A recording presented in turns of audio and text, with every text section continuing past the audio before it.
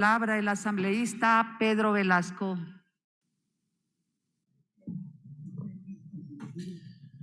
Muchas gracias, señora presidenta, distinguidos colegas asambleístas.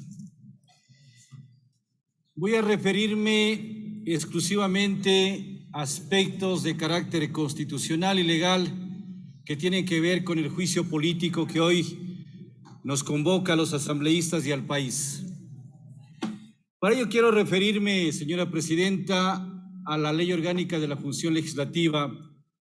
El capítulo 8 habla precisamente de lo que es la fiscalización y control político y su artículo 74 establece la facultad de las y los asambleístas, de las comisiones permanentes y del Pleno de la Asamblea para ejercer la fiscalización y control político. Y la sección tercera, que es importante que nosotros la tomemos muy en cuenta, habla del enjuiciamiento político y se refiere a qué funcionarios y funcionarias pueden ser sometidos a proceso de juicio político. Indudablemente, el artículo 131 de la Constitución de la República establece, entre otros, a los superintendentes y en este caso a quien funge como superintendente de bancos. Pero es importante, distinguidos colegas asambleístas, señora presidenta, de que observemos lo que establece la Ley Orgánica de la Función Legislativa en los procedimientos de juicio político. Y para ello es importante que cuando se inicia una labor de fiscalización y control político, tiene que enmarcarse en el respeto a la Constitución y a la ley y no puede vulnerarse los derechos absolutamente de nadie. De quien ejerce la fiscalización y control político y de quien está sometida a un juicio político, en este caso, la superintendente de bancos.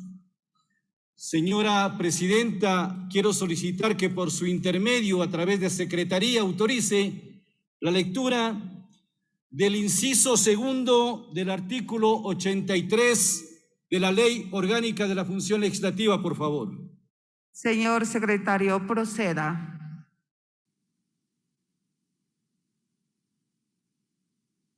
Señora presidenta, en cumplimiento de lo requerido, doy lectura del inciso segundo del artículo 83 referente a la convocatoria e inclusión en el orden del día.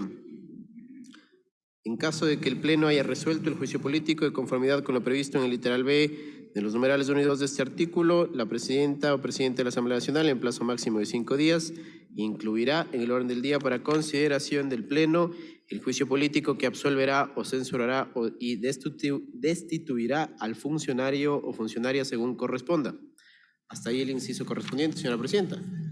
Muchas gracias. Y para que quede constancia, porque a veces parece que no se escucha muy bien la lectura de los artículos que se solicita, este inciso es importante, distinguidos colegas asambleístas, que lo tomemos muy en cuenta, porque se puede dejar sentado un precedente nefasto en el procedimiento parlamentario y en lo que debe hacer la Asamblea y los asambleístas, respetando la Constitución y las leyes que rigen a nuestro país.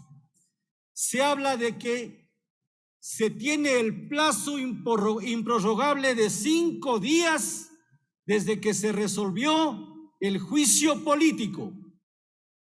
Que certifique, señora presidenta, por secretaría qué fecha se resolvió el juicio político en el Pleno de la Asamblea Nacional.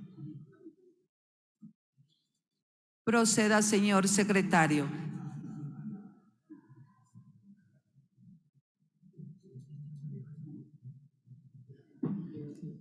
Señora presidenta, cumplo con informar que por la aprobación de la moción presentada por la asambleísta Pereira en sesión del día martes 15 de febrero de 2022, se resolvió el enjuiciamiento político a la superintendenta de bancos, Magíster Ruth Arregui Solano.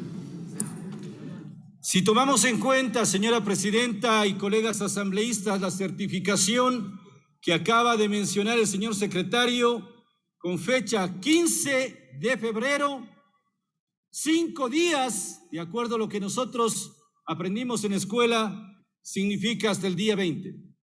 Es decir, que el día domingo 20 de febrero debíamos estar tratando como máximo este tema, porque así nos dispone la Ley Orgánica de la Función Legislativa. Plazo de 5 días. Si se pretende hacer una interpretación, aquí van a decir no, que se incluía en el orden del día para que después se convoque. Aquí nos dice taxativamente, es mandatorio, se incluirá. Y esto nos obliga a todos a respetar la ley. Es importante que tomemos en cuenta, colegas asambleístas, lo que dispone el artículo 76 de la Constitución de la República, en donde manifiesta que se debe asegurar a todas las personas, tanto quienes ejercen autoridad judicial o administrativa, se debe garantizar el debido proceso, que eso es importante.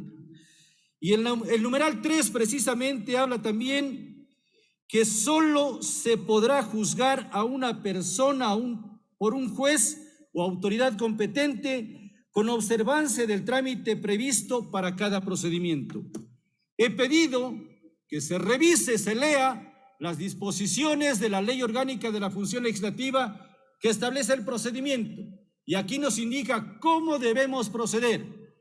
No quisiera, durante mi paso por la Asamblea Nacional, dejar sentado precedentes que a futuro pueden acarrear consecuencias para cada uno de nosotros.